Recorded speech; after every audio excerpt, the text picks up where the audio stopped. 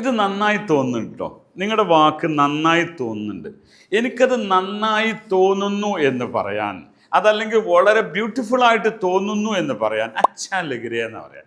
ഈ അച്ഛാ ലഗരെ, ഈ ദേഖ്നെ അച്ഛാ ലഗരെ, ഇത് നോക്കുമ്പോൾ വളരെ നന്നായി തോന്നുന്നുണ്ട്. ഈ സഹി ലഗരെ, ഈ ബാത് സഹി ലഗരെ, ഈ വാക്ക്, നിങ്ങളുടെ വർത്താനം ഉണ്ടല്ലോ, അതൊരു നന്നായി തോന്നുന്നുണ്ട്. ചിലപ്പോൾ അങ്ങനെ പറയുമല്ലോ. ഇനി അല്ല എന്ന് പറയാൻ നെഹി കൂട്ടിയാൽ മതി. ഈ അച്ഛാ നെയ് ലഗരെ മുझे, ये अच्छा नहीं लग रहे मुझे, ഇത് എനിക്ക് നന്നായി തോന്നുന്നില്ല. ये बात मुझे अच्छा नहीं लग रहे, ये बात मुझे अच्छा नहीं लग रहे, ഈ വർത്താനം എനിക്ക് എന്താണെന്നില്ല, अच्छा नहीं लग रहे, ഇത് നന്നായി തോന്നുന്നില്ല. സഹി नहीं लग रहे.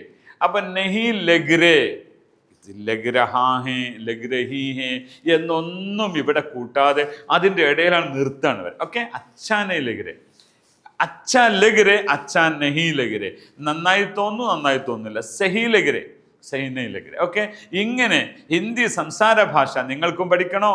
നമ്മുടെ ചാനൽ ഫോളോ ചെയ്യുക. ധന്യവാദം.